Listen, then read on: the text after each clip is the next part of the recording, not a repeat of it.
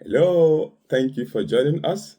Here we'll be looking at very silly reason given by the Muslims and their Quran as to why Allah cannot have a son.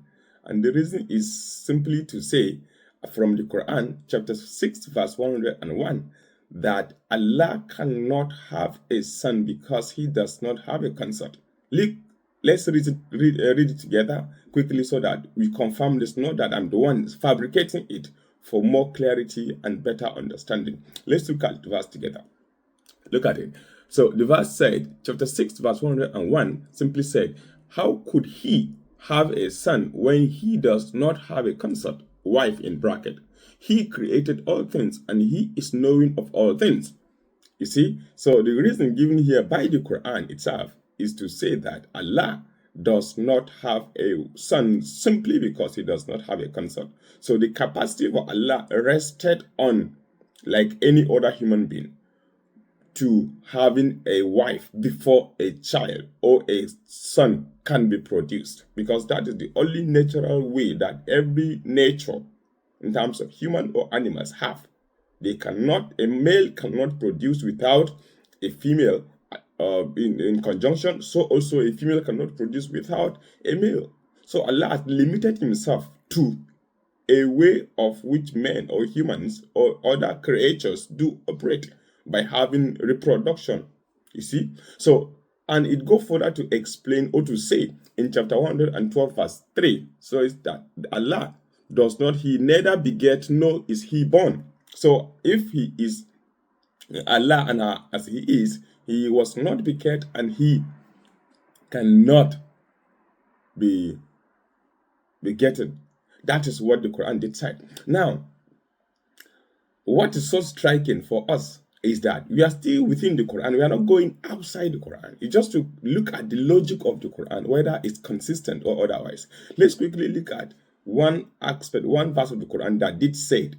The Quran itself, it has a mother.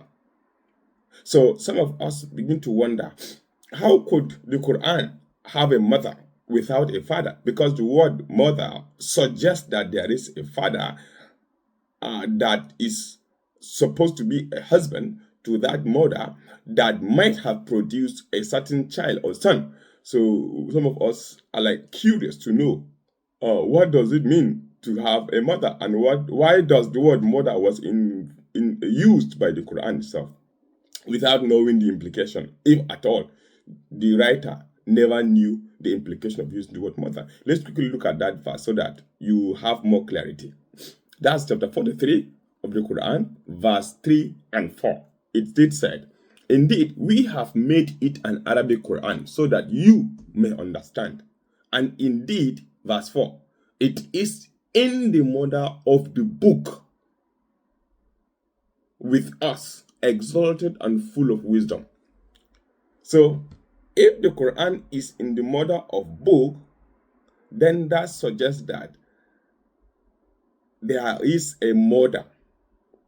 And since there is a mother as established, then it also suggests that a son or a child must have been produced by a mother, because the word mother suggests two things: a father and a child.